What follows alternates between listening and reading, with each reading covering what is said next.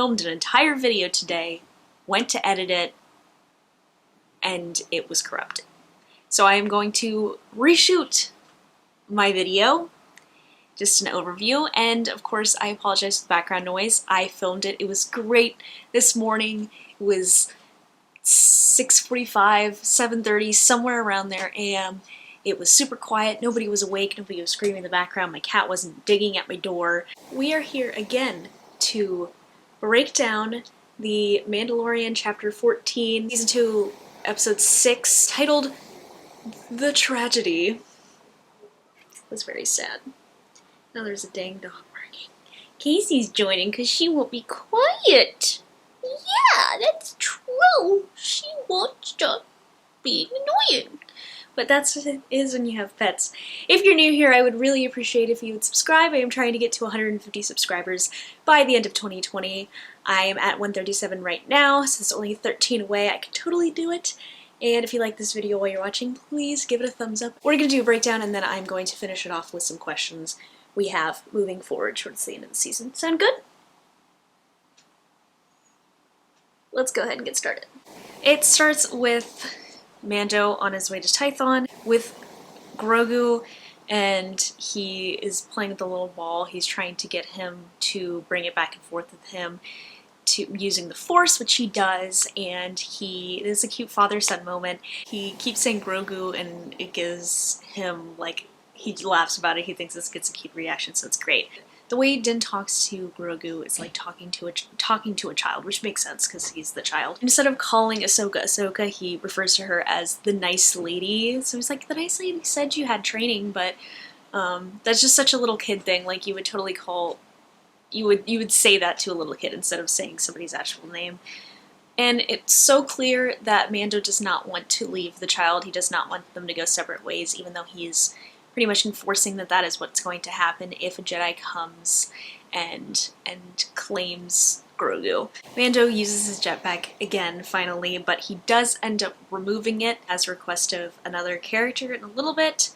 I don't know if this is reading into something, but you know, there are a lot of Easter eggs in Star Wars, so you can look through it. There is a blue butterfly that surrounds Grogu when he is set on the Seeing Stone before the Seeing Stone activates. Not sure if this might be like a sign to the light side. There is a big connection with animals and Jedi, the light side of the Force, so it is quite possible. You know, you have Ezra and the Lothcats, you have Ahsoka and the Mirai, which is actually more so just the light. It's supposed to be the daughter, the light side of the Force, so it's quite possible that is kind of his, I don't want to say spirit animal is not the way to put it, but like protection, sign of the light side of the Force that is protecting him. Although, clearly that doesn't do anything in this. So he's put on the Seeing Stone, it doesn't activate quite away, and then Boba Fett's ship, Slave One, arrives. Yes, we get Boba Fett in this. And then right when Mando says it's time to go, the Seeing Stone activates, and Mando cannot break the activation. He keeps getting thrown back from what is like the force field. Boba is back to reclaim his armor. Some people thought that maybe he was over it, but no, this is what he was doing, which is what most of us thought, I'm pretty sure. And he's back with surprise person, Fennec Shand. When I saw the recap of, before the episode starts, I always like to watch those because I think it gives you a hint as to what's coming. It did show what we saw from Season 1 with somebody walking up to Fennec, which people had said was Boba, and that's true, which gave the sign that she was probably still alive. So he arrives with her. We find out that he saved her from near death, and she is now part machinery and is in debt to Boba, so is not working with Boba. But they are about to have a conversation. You know, they're going to talk about Baby giving his armor back when all of a sudden Gideon's stormtroopers arrive. Then there's a fight that breaks out there. We get amazing combat with Boba Fett. We see him use the Sand People's weaponry. There's a spear that he uses, and he is just brutal. He smashes a stormtrooper's helmet right into his face, and they don't show this stuff happening, but you can see it on his face, that the intensity in which he fights, and it looked really awesome. So they take down the first one and then another ship arrives, we see a Battlefront-like turret with the stormtroopers that then gets taken out by a giant rock that Fennec pushes onto them, which, as per usual, that would be how our stormtroopers get taken out. But when it looks like they're fully surrounded by all the stormtroopers, we find out that Boba got his armor, put it back on, and he arrives and just is magnificent with his armor. It's like no time has passed. Actually, it's like he got better, because after Return of the Jedi, that was embarrassing, and he's redeeming himself, which is great. He uses the rocket that's in the back of his jetpack to blow up the ships like Cobb Vanth did with his armor in the first episode, and we get to see a little bit of humor, and we get to see a lot going on there, which is interesting, because he obviously didn't have much to say, and Boba's not really a funny character. I mean, he doesn't have much of a personality in the original series, but he has an annoying personality in the Clone Wars, but also he is a child, and it kind of does make... I mean, what struck me a little bit odd is that he's so willing to talk it out with Mando, considering his background as being raised as a kid. You know, his father was beheaded in front of him by Mace Windu, and then he was raised by these gruesome bounty hunters. It's amazing to me that he seems to have patience and compassion. Maybe the Sarlacc changes you. So everything looks all great. They're gonna be like, wow, this is awesome. And then Moff Gideon's Star Cruiser shows up and the Dark Troopers are activated. The Dark Troopers then kidnap Grogu. Since Mando put his jetpack down earlier, he does not have access to use it. Boba's is obviously defective, so he doesn't use his, but he does go back to his ship and is attempting to engage with the Dark Troopers, but does not want to hurt the child. And then he utters the line that the Empire is back, which Fennec Shand is confused because she says, well, no, the Outer Rim is controlled by the New Republic. But this is setting up for the First Order, I think, 100%, because if you do remember, in The Force Awakens, the First Order on Starkiller Base destroys the core planets, the 7 New Republic core planets, including the capital planet. So yeah, that I think is what's being set up here. Did I mention that they got a direct hit and Razor Crest is gone? Yep, that's what happens. Razor Crest is gone. He's looking through the wreckage. He finds the little ball that Grogu is obsessed with, and the Beskar spear, which I'm hoping then leads to Mando in a spear combat. I am hoping this is hinting towards a Darksaber versus the Beskar spear, because as we do know, Beskar is resistant to lightsaber, so it will not shatter the Beskar, but that would be really sick. We can talk about the Darksaber in a little bit. And we also do know that Pedro Pascal has experience with the spear, so that'll work out in that aspect. Hopefully he just doesn't get his eyes crushed this time, but he wears a helmet, so it's fine.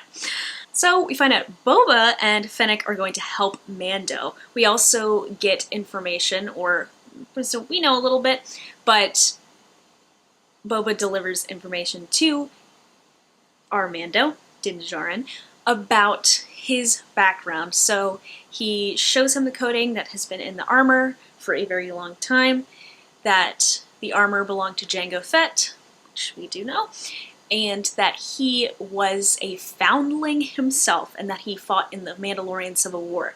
Mando then easily decides that this armor is for him. He doesn't even seem to blink an eye that he takes his helmet off, and that's important. We'll talk about in a little bit as well. They then return to Navarro. We just see Din there. He's the only one we see when we turn to Navarro. He goes to talk to Cara Dune, who is now an official Marshal of the New Republic.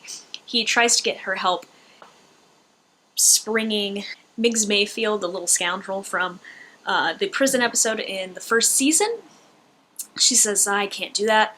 And he says they have the child. They pretty much end the episode with them there. They end that part of the episode. But then we switch to the Imperial Star Cruiser with Moff Gideon, and we see him walking down the hall. We hear stormtroopers screaming and choking and all this, and we are put right into Darth Grogu. Let's rise from Darth Grogu. He is force choking people. He is throwing stormtroopers across the room. It's scary and hilarious at the same time, and kind of cute. And I hate to say it, but it is a little cute to watch him gonna choke these people out. Moff Gideon shows Grogu the darksaber, and Grogu's like, yeah, I want a little piece of that. And they stun him and put him in little baby handcuffs, and he's asleep. So this is not great. We're left with some bad stuff here, but this was an amazing episode. I was waiting for an episode of this caliber to hit us. And I did like episode 3, I did like the last episode, the Ahsoka episode, but I did feel like they were little side missions. They weren't building towards something. They weren't a consistent conflict. There wasn't so much going on. This episode, I think, was the shortest of the entire season, and we got the most done. That's insane. But that's it for my recap. I'm gonna go on to questions. Also, I feel like I'm rushing through this. It's because I already filmed this video! My first question I have is, why have we not heard Mando say, "This is the way," in a very long time? The last time he said, "This is the way," was in response to Bo-katan in episode 3.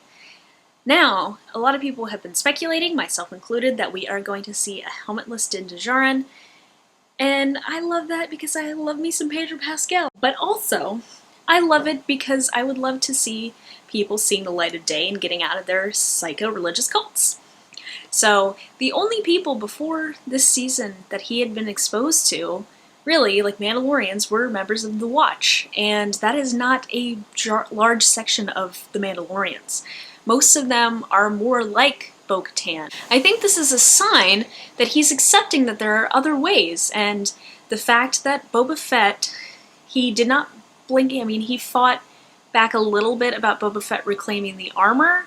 However, once he got the coding and once Boba Fett showed him his way, Mando very easily accepted it and said, yes, this does belong to you. So I think this is him coming around, and hopefully with the existence of being around other Mandalorians and having more people around him, you know, if you think about it, Mando, other than the occasional cast of characters, is alone, and he's usually, I mean, the only companion he has is Grogu, and he's not a Mandalorian, so it's not in the same way, but I think this could be huge. I don't know if we'll see it. I hope we should be seeing it by the end of this season. That's my prediction.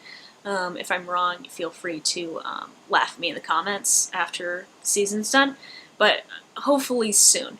My second question, which I remember I kind of answered pretty quickly at the end of this, the first one, because I remembered after a little bit, but why doesn't Ahsoka just send them to another temple? Why is it this one, and why is it Tython in particular? Now, Tython is definitely one of the ancient temples. It is said to be one of the first temples, although then, you know, that counteracts with the sequel trilogy. But, that being said, he could have been taken to Coruscant. However, Coruscant might be a little bit triggering, you know, considering Order 66. And it might not be very good for the last time he went there. He could have gone to Lothal, because it is being heavily guarded by the New Republic. That's where our Rebels crew had ended up. It's very important to Rebels. I know that the temple was destroyed, but, I mean, he's in ruins on Tython anyway.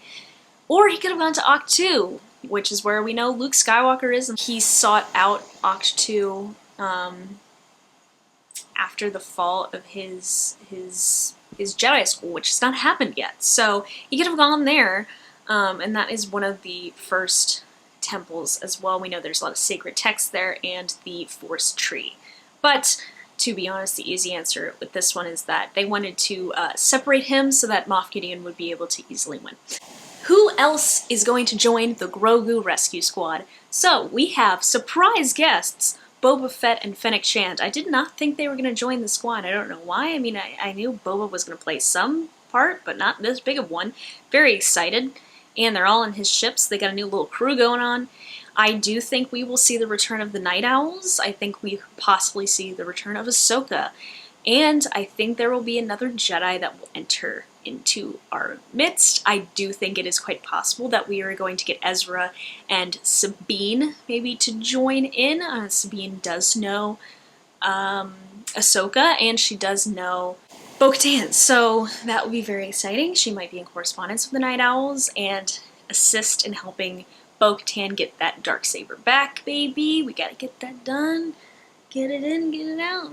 I still do think that this is going to end in an Empire Strikes Back sort of way, so we'll see how this season ends. Fourth question is, where is Moff Gideon taking Grogu? Now, they're in hyperspace currently, and they're talking about when they come out of hyperspace, they want to contact Dr. Pershing. They have the donor.